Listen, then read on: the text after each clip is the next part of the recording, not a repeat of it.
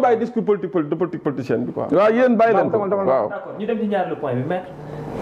ndax vidéo Azoura Fall yaa ko publier ak tamit jubluwaay bi lan la woon. maa ko dénoncé. yaa ko dénoncé lan moo doon jubluwaay bi. alors la vidéo maa ko dénoncé am na ko publier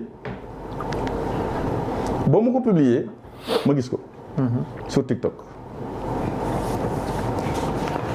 ba ma gisee affaire bi c'est très choquant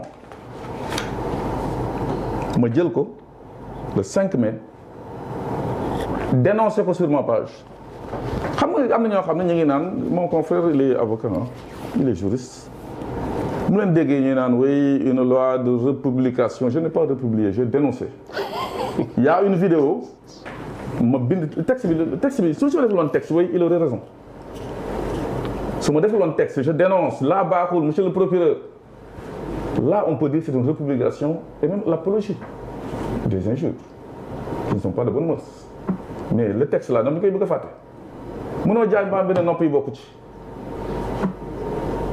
le texte est très clair monsieur le procureur il faut que ça cesse ñëpp ñuy saaga de tout bord pour que mu am ndey ko amul ndey il faut que vous me remettez de l'ordre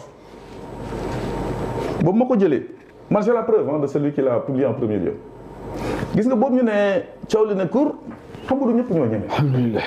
gis nga coow li ba mu ne cour la personne a effacé ça de son truc mais je l'ai capté avant et ici que son nom xam nga boo publié dara sur TikTok ça reste le nom reste je l'ai capté denc ko jël sama avion ñëw Sénégal parce que ragaluma je suis pas quelqu'un boo xam ne bu ñu la wooyee nga dem làqu ci àll ba fële à Ziguinchor ou je sais pas où c'est pas moi man avion laa ñëw ne cëpp fi ñëw. comme nga àndaloon si élection présidentielle on se calme parce que li may wax c'est factuel là aussi boobu moo ko defee ñu convoqué sa waay gars yi génn mooy les layamistes quoi des gens yoo xam ne loo wax ñun la non c'est-à-dire pourquoi ça fait 8 mois ça fait 3 mois ça fait 4 mois est-ce qu'ils vous ont apporté la preuve qui parle supporte la preuve ou change la preuve est-ce que ils vous ont apporté man su ma waxoon ni ça fait 5 mois ça fait 3 ans ça fait 8 ans man maa ngi di preuve du dëgg la preuve incombe à celui qui soulève un truc bu ñu la nee ça fait 3 ça fait 4 ça fait 8 est-ce qu'ils vous ont d'abord apporté la preuve kenn génneewu fi preuve donc loolu c'est un argument de quelqu'un qui tombe de l'armoire qui s'agrippe à n'importe quoi. Deuxième chose, à supporter, à supposer que mu nekk 3 mu nekk 2 mu nekk 8 mois mu nekk 9 mois. À supposer. Nous sommes des juristes quand même, soyons sérieux. bu ñu dee bay affaire de bay ay tribunal yooyu foofu droit lañ fay wax quoi. On parle de non des faits non encore prescrits. Un délit peut être poursuivi pendant 3 ans. Même bu duré woon 2 ans ça peut être poursuivi. Même plus. ku ci dugg dinaan 3 machin yaa ngi def yaa ngi layam quoi. Je l'envoie à l'article 8 du code de procédure pénale. te layam yi baaxul. non baaxul c'est ça qui fait que dans ce truc là ça énerve certains. te du nii lañ fi waxoon nit ñi. On parle de si on poursuit quelqu'un di naan tel jour. Ayons nu mu tànk poursuivre quelqu'un pour tel fait non encore prescrit non soumis à la prescription point.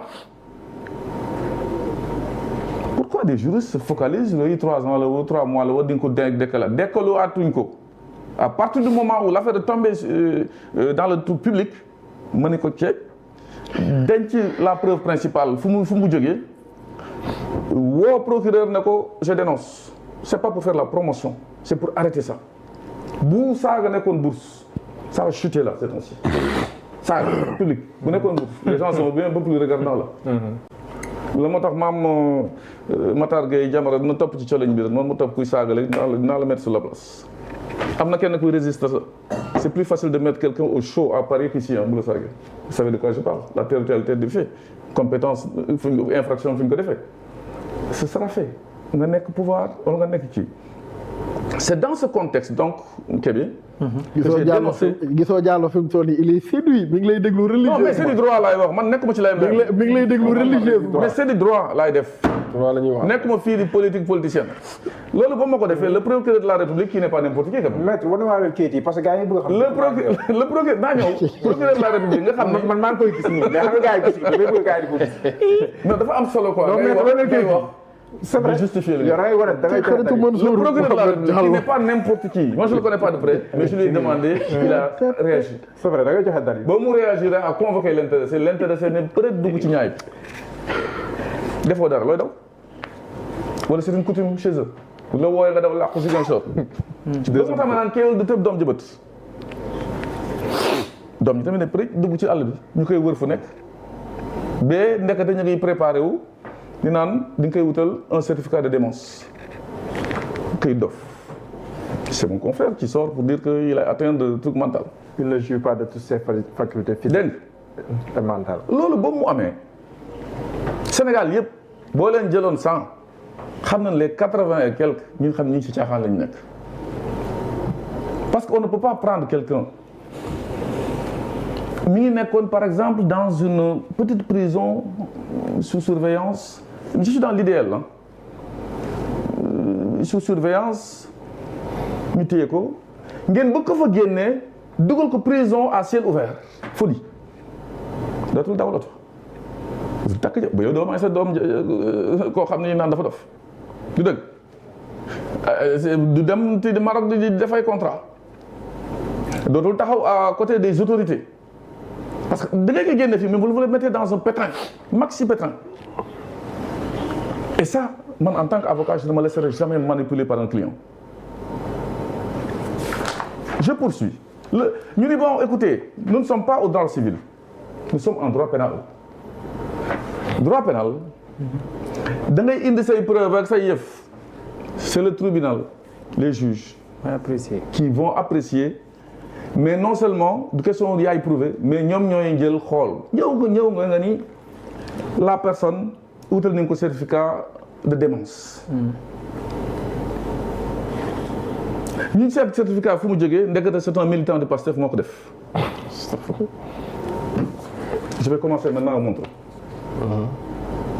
certificat de démence boo xam ni c'est un militant de Pastef moo ko def boobu ñuy wax naan non c'est faux on commence toujours par contester ñu dugg ci page s'il vous plaît s'il vous plaît après yaa ñëw non bu doyul nga sàpp naa sàppali ne vous inquiétez pas ñu ñëw dugg ci page l'intéressé ñu voit que na nga déglu rek c'est le directeur de l'hôpital centre hospitalité nationale de Pikine Souleymane Loukar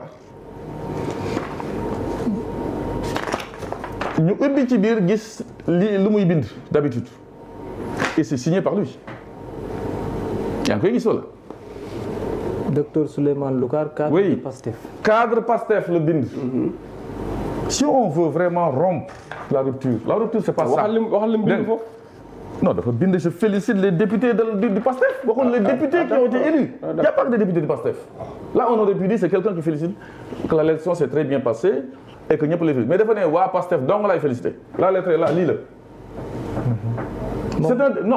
confrère faut pas essayer de nier l'évidence. Quelle évidence? C'est un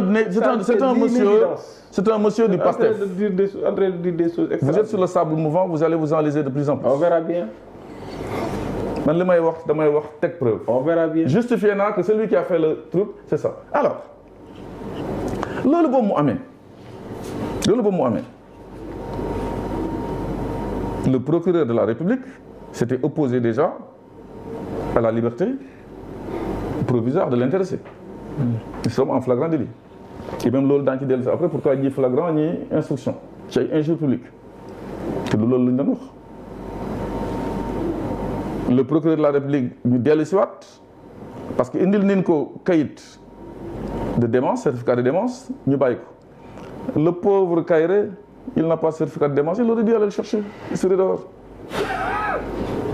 comme am ndey comme amul ndey inside.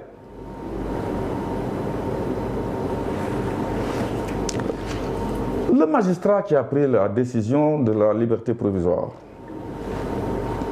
bu la joxee document da ngay ubbi expertise nga xool ndax li la jox nii waa ji su jëlee les experts agréés ñu xool ndax waa ji li ñu bind ci certificat bi ça correspond à la réalité des experts des sachants. C'est comme ça que ça se passe dans le monde entier mais ñëw rek indi preuve ne waaye sama client dafa dof ñu ne boo génnal foog ñëpp génn. Le magistrat a manqué de lucidité là-bas, je le dis et li ma gëm la. Ils ont l'entière responsabilité. J'ai le droit d'apprécier une décision de justice. Je n'apprécie pas cette manière de faire et qui est exceptionnelle au Sénégal. Surtout pour des gens qui ont donné la rupture. Qu'est-ce que le jour où audience de renvoi, le procureur se lève pour dire là, avocat de l'intéressé ak ñi fa nekkoon yëpp di kii nekk ci groupe boobu yëpp da ngeen di tappale. Je ne crois pas à ce certificat médical. xam nga loolu man su ma nekkoon avocat dinaa am gàcce. Non, sérieux quoi. Nous avons une profession noble. Man, le client n'a pas le volant, il est passager dans la voiture. Su neexul mu wàcc. Balaa may ñëw j'ai pris un rendez-vous express le vendredi dernier dans mon cabinet quelqu'une mu indil ma dossier bëgg ma dicter comment laa koy defee teg xaalis ma ne ko non je ne connais pas le dossier, il est volumineux. Je fais d'abord une consultation juridique du dossier ba xam ni c'est faisable ou pas parce que boo jëlee yenn dossiers yi te seetoo ko yow mii tu deviens petit parce que da ngay dem dugal affaire par exemple lu gën a ñaaw lu gën a touchant pour moi pour un avocat nga dugal ñu la ses prescription mooy c'est hors délai waroon nga agir dans les 3 ans tu es venu 5 ans après yow xooloo ko ma jël nga xaalis jàmbur nga dem mbëkk péris juge am na yenn juge sax di lay naan carrément monsieur maître vous auriez dû savoir que c'est prescrit quand même devant ton client tu deviens petit lu nekk dame bi wax na ko ma ne ko non je voyage demain vous me donnez mes honoraires de consultation bu ñu paree ñu dem ci kii bi léegi nag man. mais balaa nga ñëw ci oui waaw yooyu yëpp dama la koy jox nga xool. le 24 mai. le 24 mai. 2024 grand public. 2024 waaw xaaral ma ñëw. non balaa nga ñëw parce que. non dinaa si ñëw xam naa ko non mais est-ce qu'il n'est pas mieux que ñu terminer chapitre boobu après ñu doog ñu terminer da ngeen ma laaj dara waaw le 24 ñu terminer mais yow yaa toog non xam nga gis jàpp nga ne maanaam wérut na mu meloon melatu ko ok te loolu dem na ba infecté boobu moytuwul ci biir kii je pense que ni nga ko dugalee nii sax baax na man dugal rek laay def non ni nga ko dugalee sax baax na parce que defoon naa sa expérience non baax na macha allah Diallo yow xam nga boobu ma fa toogee en 2024 vous avez vu c'est le mois de mai. Le 24 mai 2024. Exactement. Man dama xam ci biti xam ci biir lui il ne connaît pas dedans de la prison. Moi j'ai fait la prison moi. xamal li nga xam rek. Mon confrère connaît l'extérieur bu ñëwee day recevoir am na fu mu yem. li ma xam ak li nga xam kii am na fu mu yem. li ma xam ma ne je connais ci biti xam naa ci biir. waaw xam nga ci biir. dégg ba ci biir confrère boo dégloo da nga dégg. ñu déglu ko. maître dama tontu. du ñëpp a ñëwee ci parce que biir yaa ak Azura parce que ngeen kaso. ma ne on a fait 3 mois là-bas ensemble. waaye nga génn nga wax ne que yow ci nga gis. boo ma gis ci biir on se voyait mi ngi yore kan lay doxee weng complètement ki ma gis ceinture lombaire la doon takk.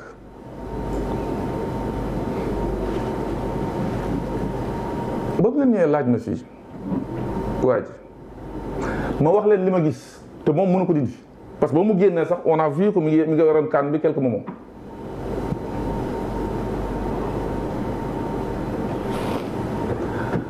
de bonne foi ma wax leen ni fii il y a de sérieux problèmes. Il a besoin de blouse. Non, du ma changer sama discours. Il a besoin de blouse blanche. Nga ne?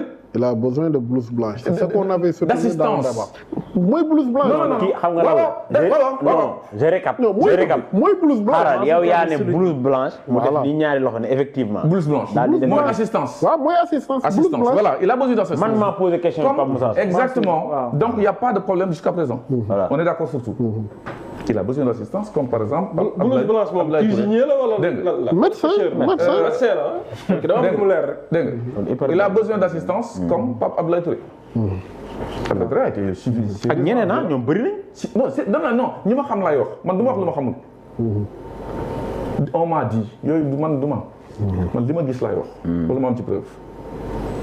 Abdoulaye Touré je l'ai trouvé dans la cave bopp bi ñu ngi ko espéradra loxo mi ngi damm tànk bi pareil.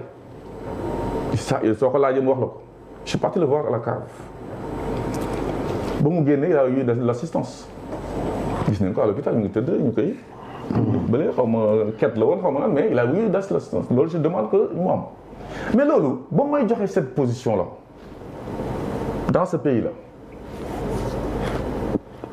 je me suis fondé sur quoi li ma gis comment se fait-il que dans ce pays dans un autre registre analogue sorewul nit ñëw ne ma dama feebar maa ngi dee mes reins sont ceci mi ngi curvé maa ngi réanimation je l'ai cru muy Ousmane Sonko tout le Sénégal l'a cru on a parlé de malade imaginaire tout le monde l'a cru moi je l'ai cru j'ai écrit sur ma page Facebook Ousmane bàyyil grève la faim bi on a besoin de toi temps yooyu dugguma sax si Diomaye président boobu ma ko defee gëm ko Sénégal yëpp gëm ko mais oui il est mourant maire Aïda Mbodj on a vu jooy fii ku ko gëmuloon tey maire Aïda ñëw mën na ñëw fii ngeen teg ko la même chose du ko naan yaa waxoon lii alors que qu'est-ce qui s'est passé on a roulé les gens dans la farine Azora ba mu génne quelques jours gisatoo kaan gisoo dara ça ressemble à du cinéma loolu moo tax ma naan kéwél du tëb doom ji bët c'est une pratique de vouloir manipuler les gens Ousmane Sonko moo jóg dem arena et balaa boo mu demee arena balaa mu fay dem sax dafay expliquer sëñ Moustapha Sy génn mais c'était du cinéma benn médecin ne ko non c'est pas vrai je ne veux pas donner son nom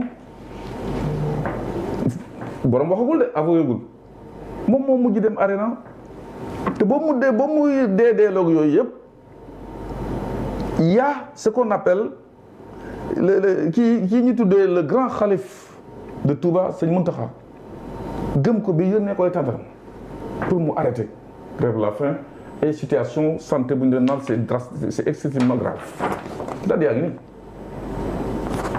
loolu ba mu amee ñoom ay dem boo jooy nañu ils ont été roulés dans la farine que kii nu mu tudd Azoura aussi pareil ñëw nekk ci biir ne damaa kii mu génn na cocc c'est une pratique qui est là. yow bi nga koy gis wéeru doon lim la doon wan. non mais attends je le vois avec sa béquille je le vois il est habillé il a sa ceinture lombaire il marche me salue il passe ku nekk sa secteur nga nekk mais je suis pas médecin moi. mais ba mu génne dama ne déggoot gisatoo loolu te c'est une pratique ma continuer. d'accord. jour arena bi je pense que c'était le 19 octobre. Dakar Arena. c'est Ousmane Sonko qui vient dire dama doon tappale.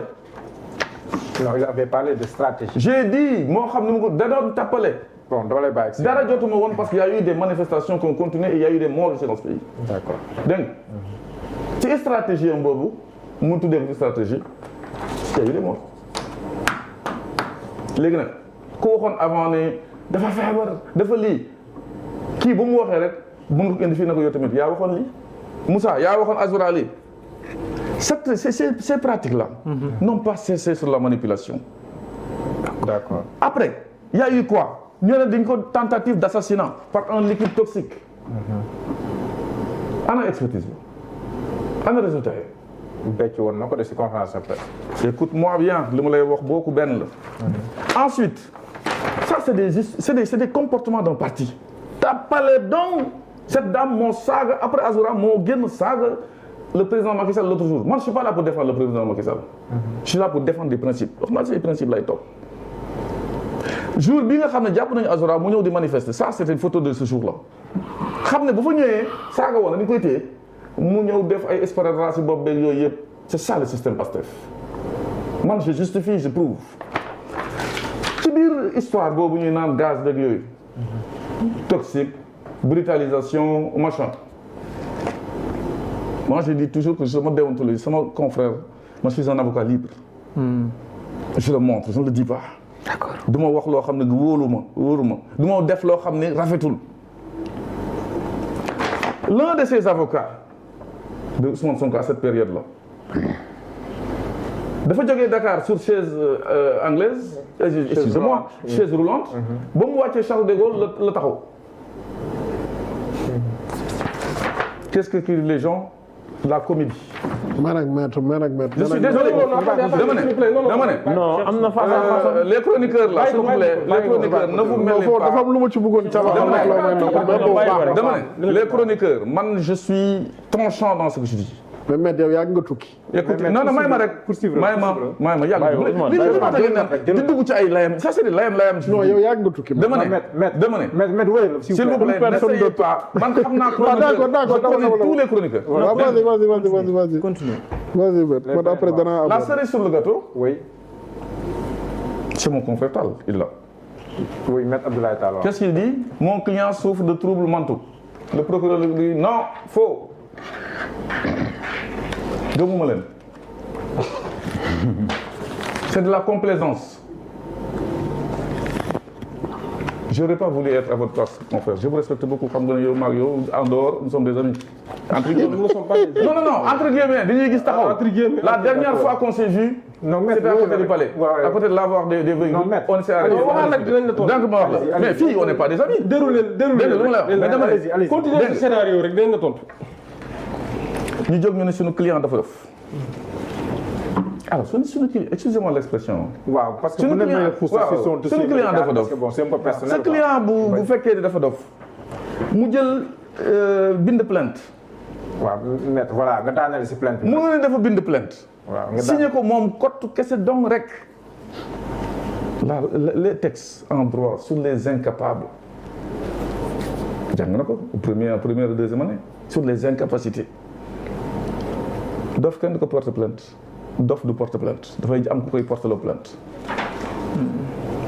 Ah oui day am un tuteur wala curatelle wala sur l'administration de la justice. plainte bi ku ci ne tur bi. moom kottu kese dong rek moo ko def j'ai la copie ici. waaw. dof mënul jël avocat fii li ñuy laisser quelque chose muy passé rek fekkee dof rek la et moi je crois que il n'est pas fou. Quelle est la valeur juridique de ce texte? Je l'ai dit sur ma page, c'était le 7. Après tout, mes confrères, yéen laay waxal depuis Paris.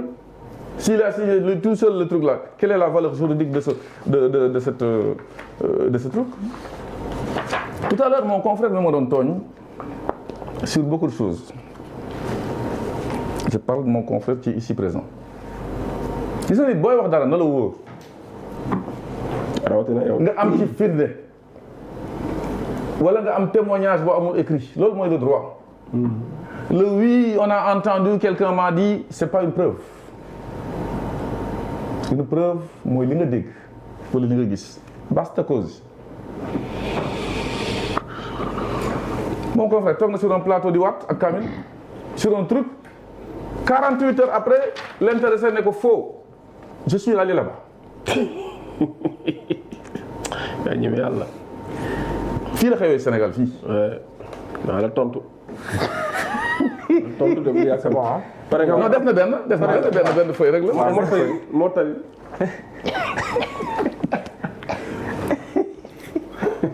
na nga muñ nag après. ñëw Sénégal fii. gis ni. Des confrères je les appelle toujours des confrères. ñëw Sénégal di dugg ci yenn affaire ils ont le droit de plaider dans le monde entier. mais à condition xam nga maa ngi lay jox léegi la comédie sur départ assis arrivé debout. tout sur wér. c'est l'air de c'est déglu étoile c'est l'air. da ngay wér léegi. D'accord. J'ai entendu le jour où